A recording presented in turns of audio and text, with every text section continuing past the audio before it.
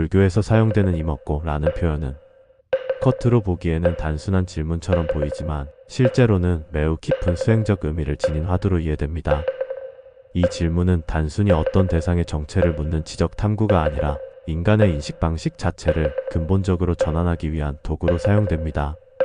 특히 선불교 전통에서 이 질문은 중요한 수행 방법으로 자리 잡고 있습니다. 선불교에서는 언어와 개념, 논리적 사고를 통해 진리에 도달하는 데에는 한계가 있다고 보며 오히려 그러한 사고 구조를 내려놓고 직접적인 체험과 깨달음에 이르는 것을 강조합니다. 이러한 맥락에서 이것이 무엇인가? 라는 화두는 수행자가 자신의 습관적인 사고방식을 의심하고 그 틀을 깨도록 유도하는 역할을 합니다. 일반적으로 우리는 어떤 대상을 인식할 때 즉각적으로 이름을 붙이고 의미를 부여합니다. 예를 들어 눈앞에 있는 사물을 보면 이것은 책이다, 이것은 사람이다와 같이 빠르게 규정합니다.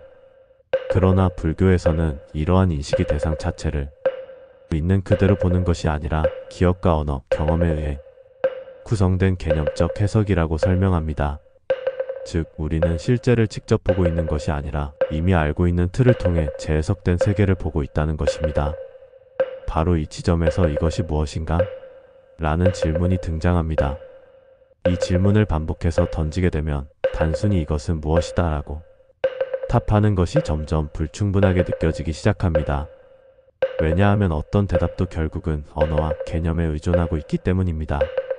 수행자는 점차 이러한 개념적 답변이 본질적인 이해가 아님을 자각하게 되고 생각으로 답하려는 시도 자체가 한계에 부딪히게 됩니다. 이 과정에서 중요한 변화가 일어납니다. 기존에는 끊임없이 작동하던 분별적 사고, 즉 비교하고 판단하고 규정하는 마음의 작용이 점차 힘을 잃게 되고 그 자리에 직접적인 알아차림, 즉 비개념적 인식이 드러나게 됩니다. 이것은 어떤 설명이나 정의로 표현되기 어려운 상태이며 오직 체험을 통해서만 이해될 수 있는 영역입니다. 따라서 이 화두의 목적은 정답을 찾는 데 있지 않습니다. 오히려 정답을 찾으려는 마음, 이해했다고 생각하는 태도, 개념으로 세계를 붙잡으려는 습관을 하나씩 내려놓도록 만드는 데 있습니다. 이 과정에서 수행자는 점차 모른다는 상태를 있는 그대로 받아들이게 되며 그 모름 속에서 새로운 차원의 인식이 열리게 됩니다. 이러한 수행은 단지 외부 대상에 대한 질문에 머무르지 않습니다. 이것이 무엇인가? 라는 물음은 점차 나는 무엇인가? 이 알아차림은 무엇인가? 라는 더 근본적인 질문으로 확장됩니다. 그리고 그 질문을 깊이 있게 탐구하는 과정에서 불교에서 말하는 무아와 공의 의미가 단순한 이론이 아니라 직접 체험되는 진실로 드러나게 됩니다. 결국 이것이 무엇인가?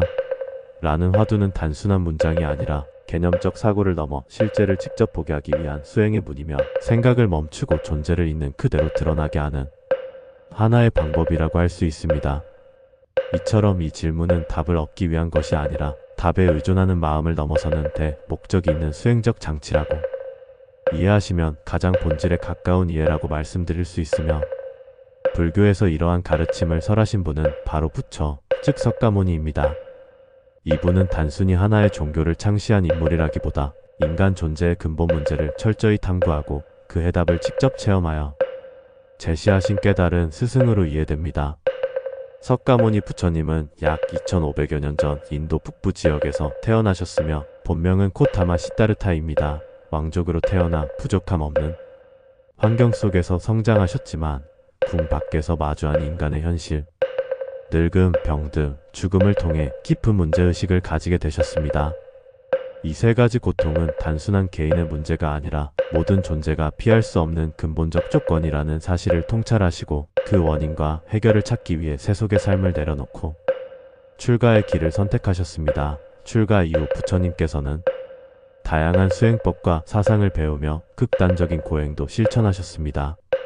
그러나 그러한 방법들이 궁극적인 해답이 되지 못한다는 것을 깨닫고 쾌락과 고행이라는 양극단을 떠난 중도의 길을 발견하셨습니다.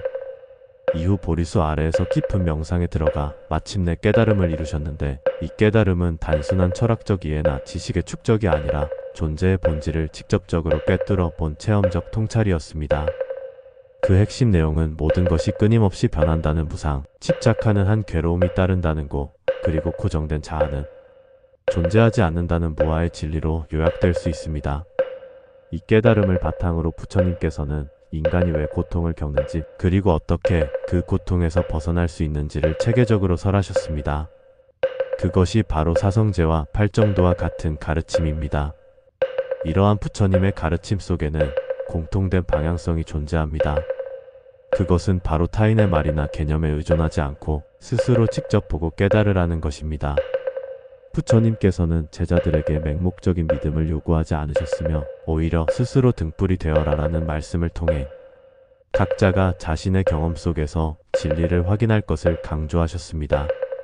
이와 같은 맥락에서 이것이 무엇인가? 라는 질문은 매우 중요한 의미를 갖습니다. 비록 이 표현 자체는 후대의 선불교 전통에서 화두의 형태로 구체화된 것이지만 그 근본 정신은 분명히 부처님의 가르침에 깊이 뿌리를 두고 있습니다. 이 질문은 단순한 지식적 답변을 요구하는 것이 아니라 우리가 당연하게 여겨온 인식의 틀을 의심하고 그 너머를 직접 체험하도록 이끄는 수행적 장치입니다. 일상 속에서 우리는 끊임없이 사물을 이름짓고 의미를 부여하며 그것을 이해했다고 생각합니다. 그러나 부처님의 가르침에 따르면 이러한 이해는 대부분 개념과 기억에 의존한 것일 뿐 대상 자체를 있는 그대로 본 것이 아닙니다. 따라서 이것이 무엇인가? 라는 질문은 그러한 자동적인 인식 과정을 멈추게 하고 지금 이 순간의 실제를 직접 마주하게 하는 문과 같은 역할을 합니다. 이 질문을 깊이 있게 붙들고 수행하게 되면 단순히 사물에 대한 의문을 넘어서 나는 무엇인가? 이 알아차림은 무엇인가? 라는 보다 근본적인 물음으로 나아가게 됩니다. 그리고 이러한 탐구가 깊어질수록 고정된 자아가 없다는 무아의 진리와 모든 것이 서로 의존하여 존재한다는 연기의 이치가 점차 체험적으로 드러나게 됩니다. 결국 부처께서 설하신 가르침의 핵심은 특정한 교리를 믿는데 믿는 것이 아니라 직접 보고 직접 깨닫는 데에 있습니다. 그리고 이것이 무엇인가? 라는 질문은 그 길로 들어가는 하나의 강력한 입구라고 할 수 있습니다. 따라서 부처님을 이해한다는 것은 단순히 역사적 인물을 아는 것이 아니라 그분이 보여주신 깨달음의 방향과 방법을 자신의 삶 속에서 실천하고 체험하는 것을 의미합니다. 이 점에서 부처님은 단순한 교사가 아니라 모든 존재가 스스로 진리를 깨달을 수 있도록 길을 밝히신 안내자라고 말씀드릴 수 있습니다. 불교에서 말하는 깨달음은 하나의 단일한 상태처럼 보이지만 그 내용을 깊이 살펴보면 수행자의 깨달음과 중생의 깨달음이라는 두 측면으로 나누어 이해할 수 있습니다. 그러나 이 둘은 본질적으로 완전히 다른 것이 아니라 같은 진리를 서로 다른 위치와 조건에서 바라본 것이라고 이해하는 것이 보다 정확합니다. 먼저 중생이란 아직 무지와 집착 속에 머물러 윤회를 반복하고 있는 모든 존재를 의미합니다. 중생은 본래 깨달음의 가능성을 지니고 있음에도 불구하고 스스로를 고정된 나로 착각하고 외부 세계를 실체적인 것으로 집착하며 살아갑니다. 이로 인해 끊임없이 분별하고 비교하고 집착하고 괴로움을 만들어냅니다. 이러한 상태에서는 진리가 이미 드러나 있음에도 불구하고 그것을 알아차리지 못합니다. 반면 수행자는 이러한 상태를 자각하고 괴로움의 원인을 끊기 위해 의도적으로 수행의 길에 들어선 존재입니다. 수행자는 개, 정, 해를 닦으며 자신의 마음을 관찰하고 집착과 무지를 하나씩 내려놓아 갑니다.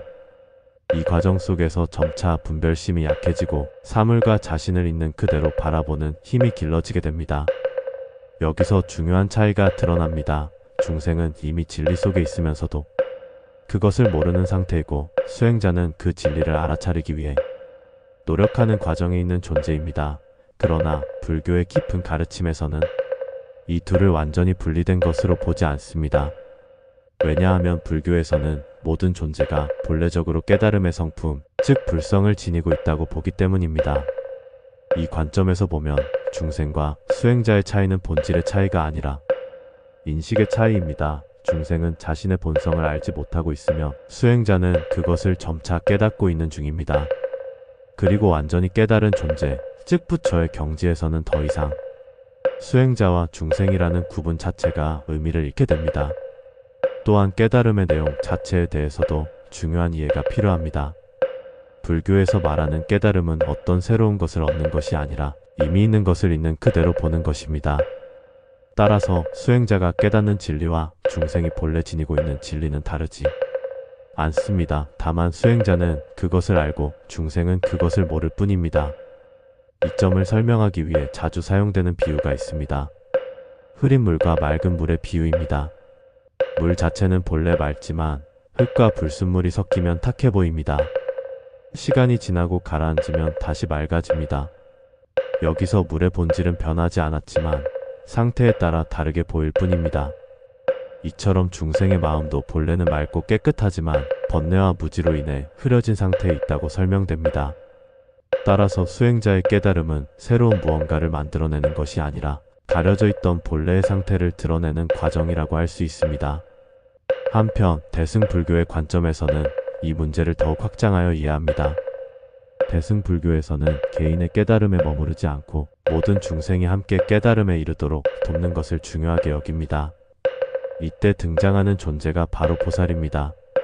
보살은 스스로 깨달음을 향해 나아가면서도 동시에 다른 중생들을 돕기 위해 다시 세상 속으로 들어오는 존재입니다. 이러한 관점에서는 수행자의 깨달음과 중생의 깨달음이 서로 분리된 목표가 아니라 하나의 과정 속에서 함께 이루어져야 할 것으로 이해됩니다.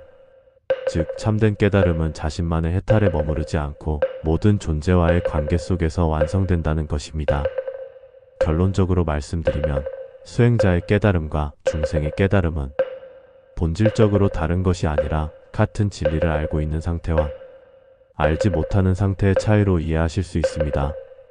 그리고 수행이란 끝 차이를 줄여 나가는 과정이며 궁극적인 깨달음에서는 이러한 구분 자체가 사라지게 됩니다. 따라서 이 질문의 핵심적인 답은 다음과 같습니다. 깨달음은 본래 모든 존재에게 열려있는 것이며 수행자는 그것을 자각해가는 존재이고 중생은 아직 그것을 알아차리지 못한 상태에 있을 뿐입니다. 불교의 맥락에서 중생이 이것이 무엇인가?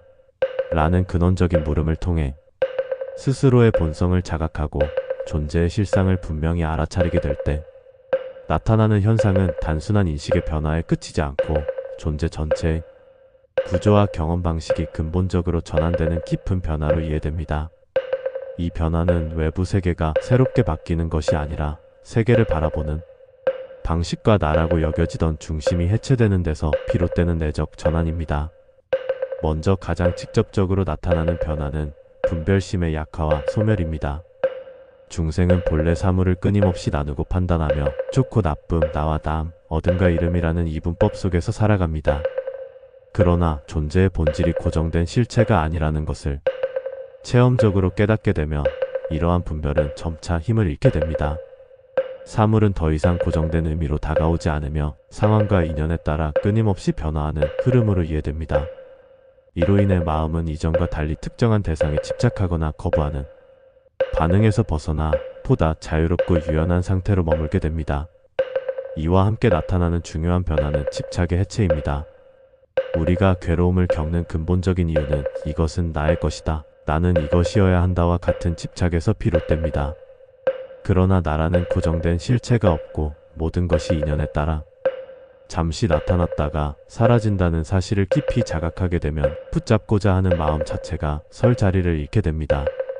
이때 집착이 사라진 자리에는 무기력이나 공허함이 아니라 어떤 것에도 얽매이지 않는 자연스러운 평온과 안정이 자리 잡게 됩니다. 또한 이러한 자각은 두려움의 근본적인 소멸로 이어집니다. 인간이 느끼는 가장 큰 두려움 중 하나는 죽음에 대한 공포이며 이는 나라는 존재가 사라진다는 생각에서 비롯됩니다.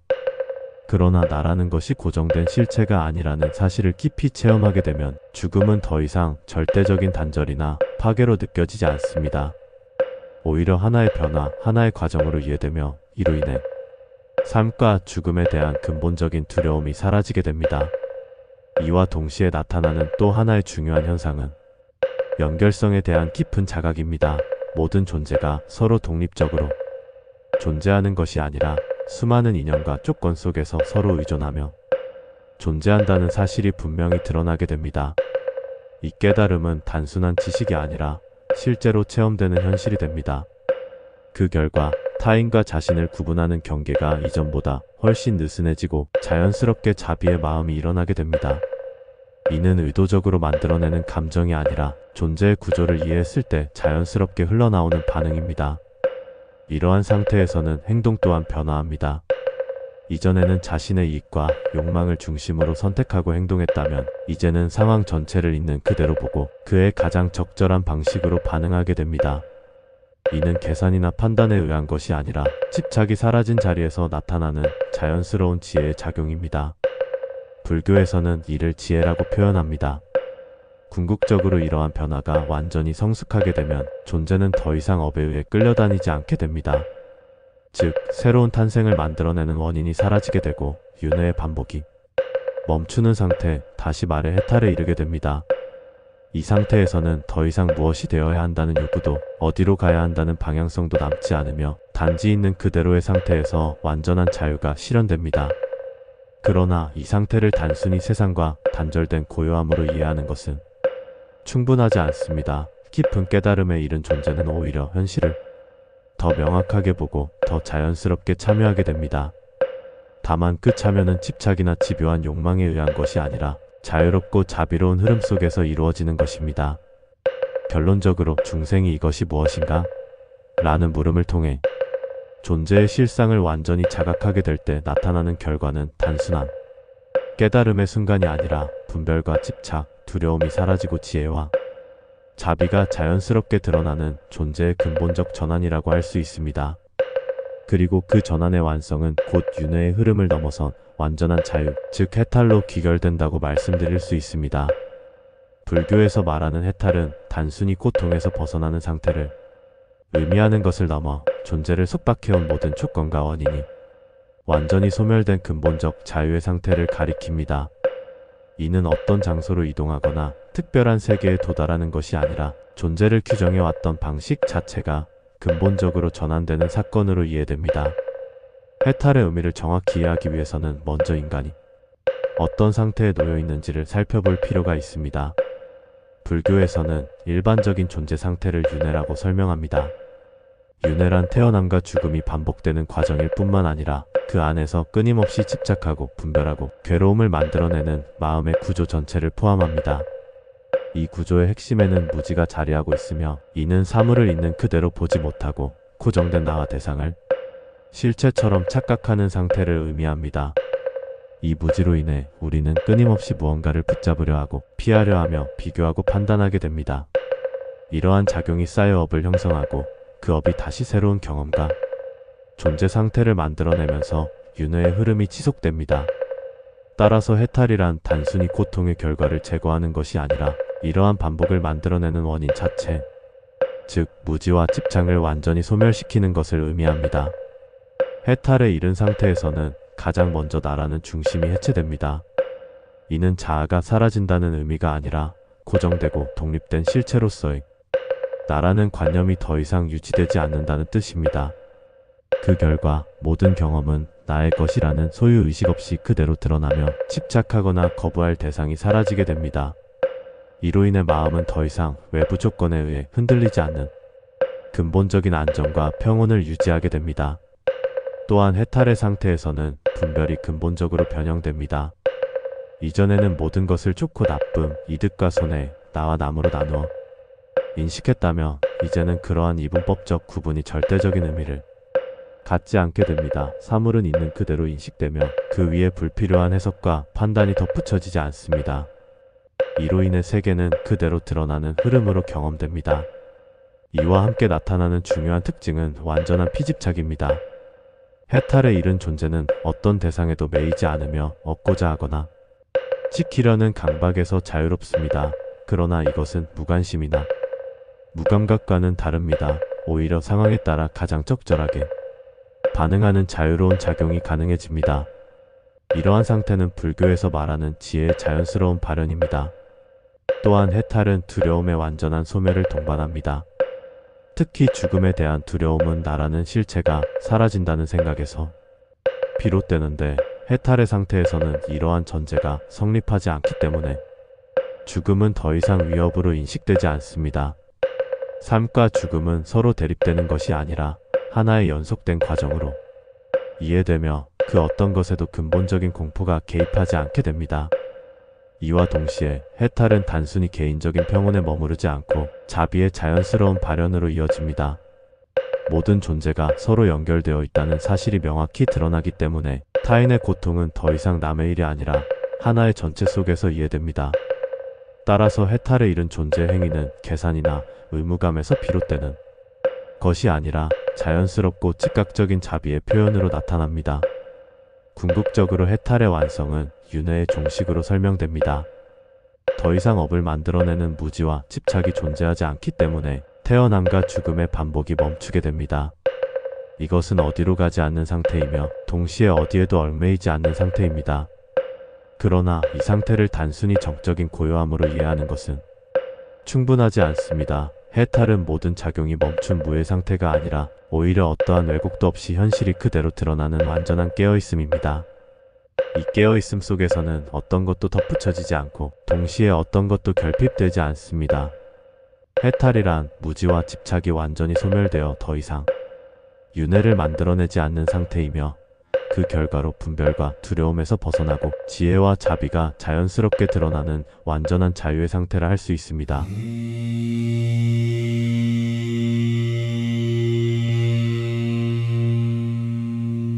걱정을 씻어내는 평온의 연불, 숨을 고요히 들이쉬고 망을 천천히 내려놓네. 흐르는 구름처럼 근심도 흘러가네. 오늘의 걱정 바람에 맡기고 지금 이 순간 평온 속에 머무네. 나무 아미타불, 나무 아미타불, 마음의 짐을 내려놓고 나무 아미타불, 나무 아미타불, 나무 아미타불. 끝없는 자비 속으로 나무 아미타불. 어둠 같던 근심도 새벽빛에 사라지고 흐르던 눈물마저 연꽃처럼 피어나네. 집착을 놓아버리니 마음은 가벼워지고 지혜의 빛이 조용히 비추네. 봄만이 밤매 후, 봄만이 밤매 후, 자비의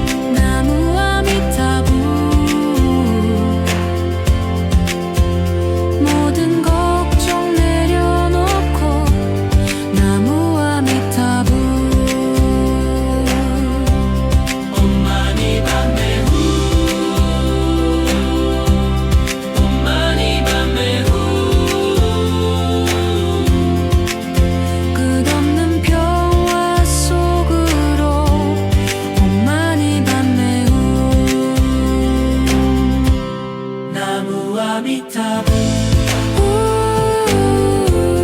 나무 아미타불 나무 아미타불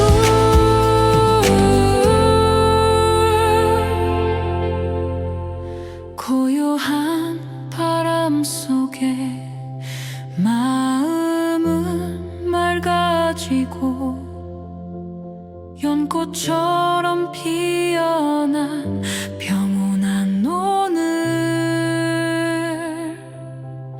걱정은 이미 강물처럼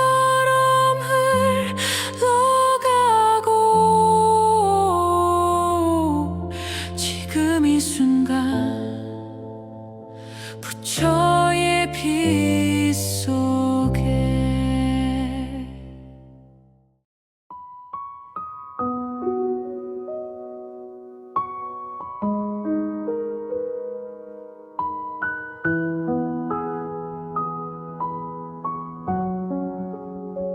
고요한 마음 속에서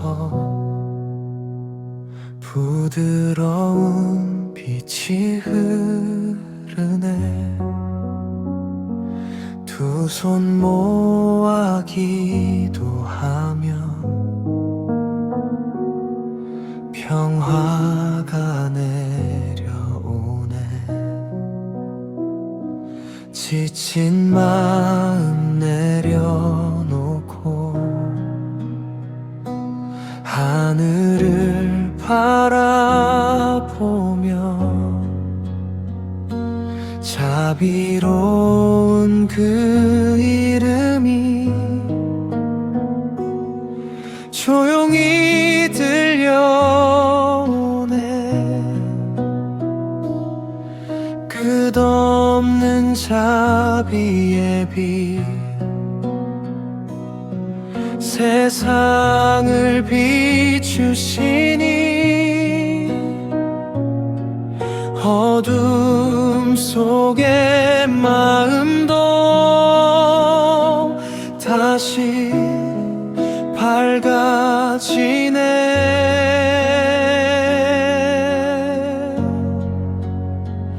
아미타불 아미타불 무한한 자비로 세상을 감싸네. 아미타불 아미타불 극락의 빛으로 마음을 밝히네.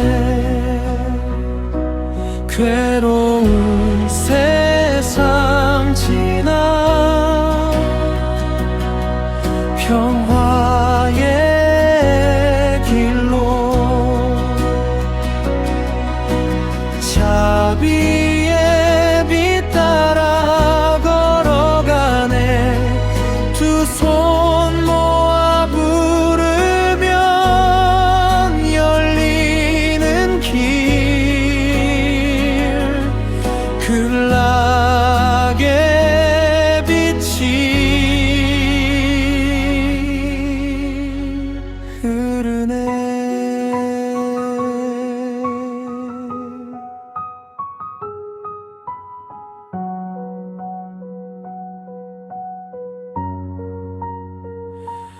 나무 아미타불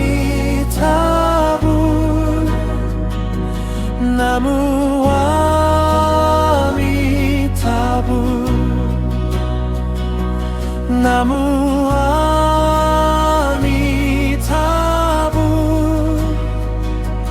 나무 아미타불 아미타불 아미타불 자비의 큰 빛으로 세상을 빛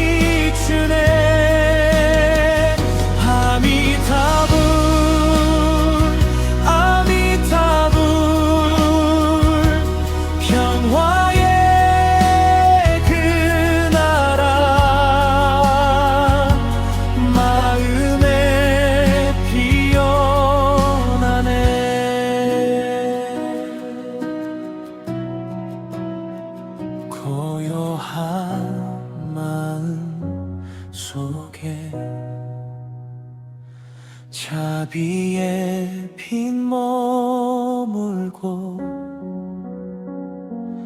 아미타불 이름 평화가 흐르네.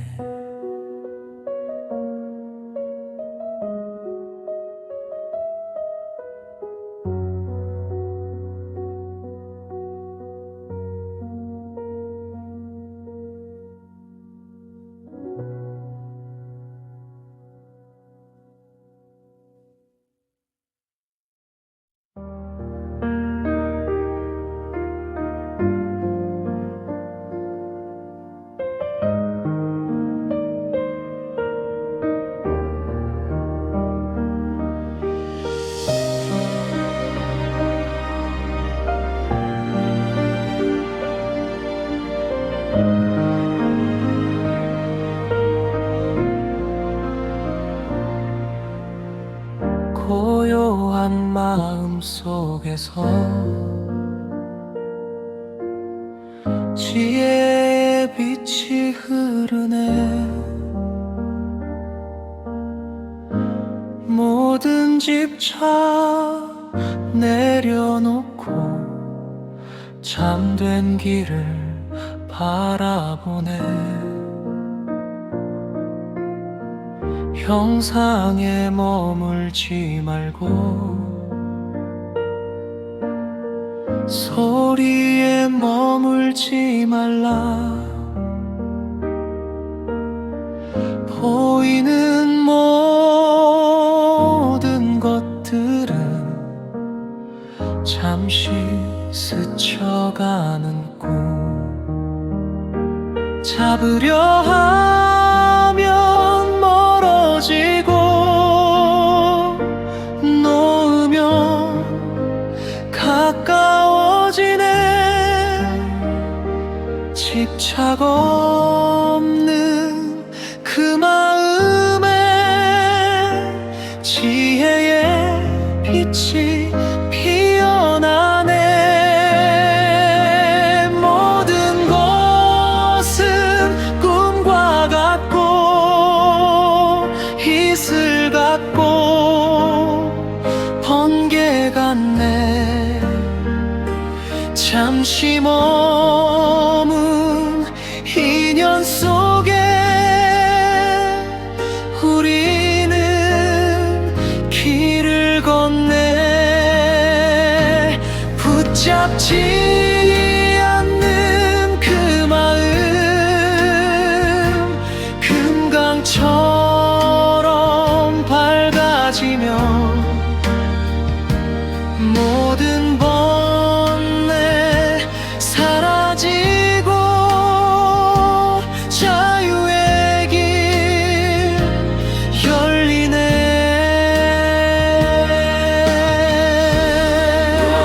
웃어주는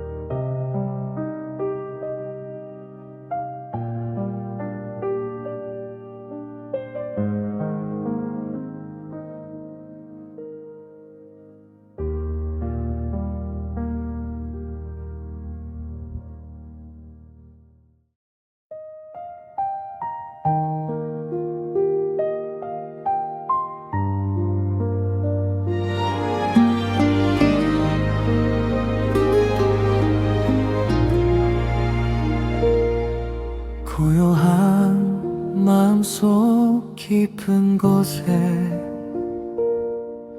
연꽃 하나 피어나고 어둠 속 길을 잃은 순간 지혜의 빛이 비추네. 모든 생명 그 마음 속에 부처의 씨앗인네.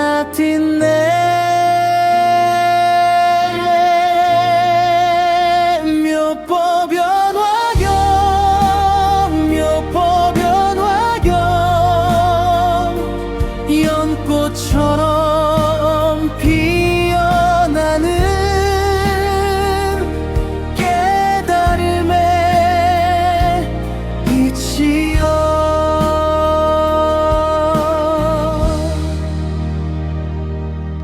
바람처럼 스쳐가는 수많은 인연 속에서도 부드러운 법의 소리 세상을 밝히네. 묘법 변화경 묘법 변화경 모든 중생 마음 속에 자비의 길 열리네.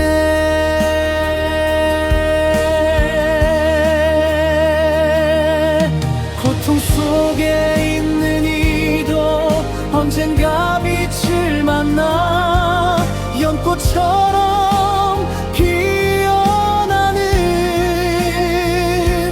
깨달음의 길 가네.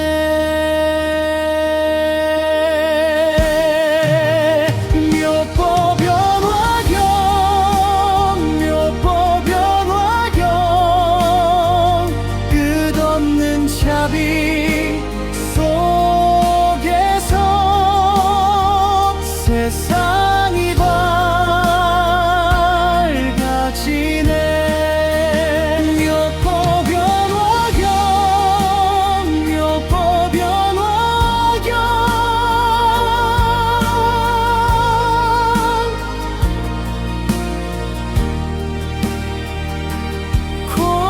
고요히 빛이 흐르네.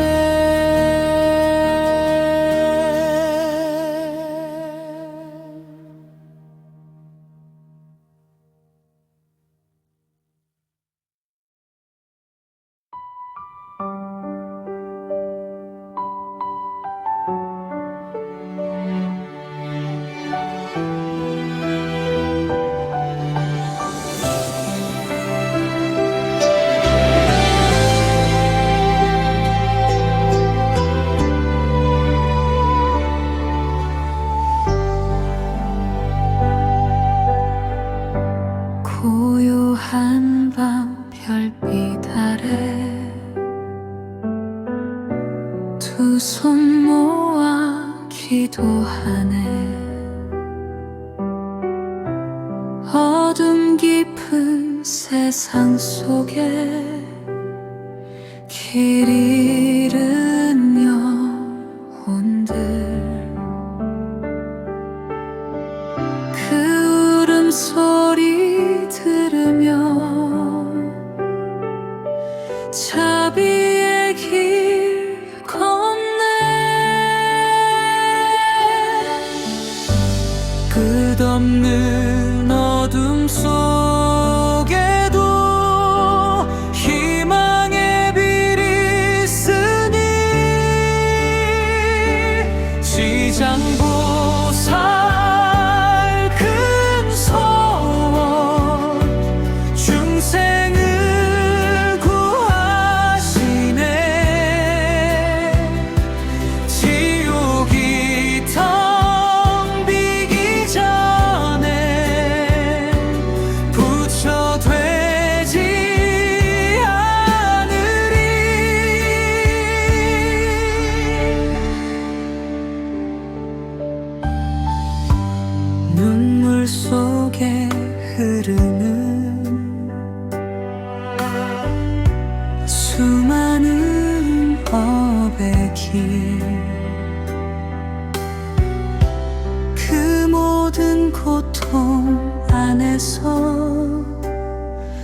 자비가 피어나네 지장보살 큰 성 중생을 구하시네 어둠 속 길 잃은 이들 빛으로 이끄시네 끝없는 생과 사의 길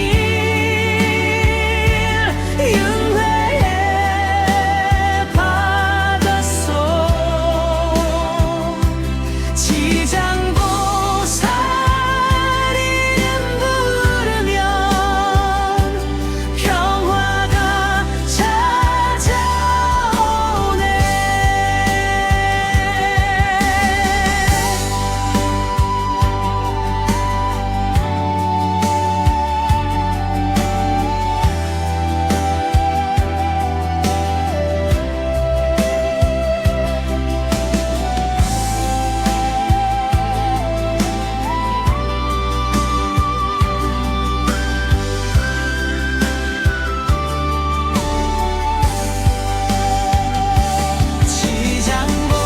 지장보살 큰 서원 세상을 비추네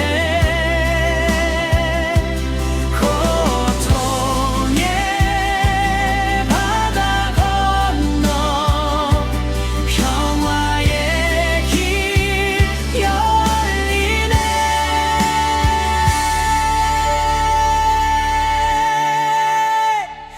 고요한 빛